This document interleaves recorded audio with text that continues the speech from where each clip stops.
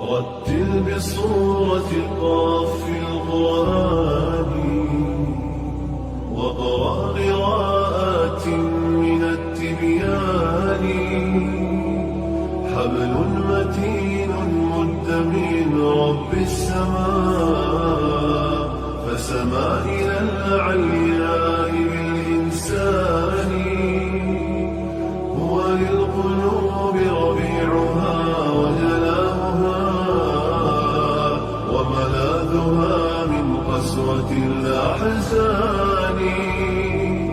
وهو الغنى والنور والذكر الذي يسقي القلوب حلاوة الإيمان.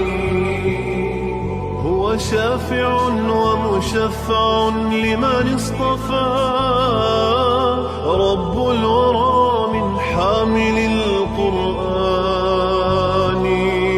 الحافظون الماهرون تعاهدوا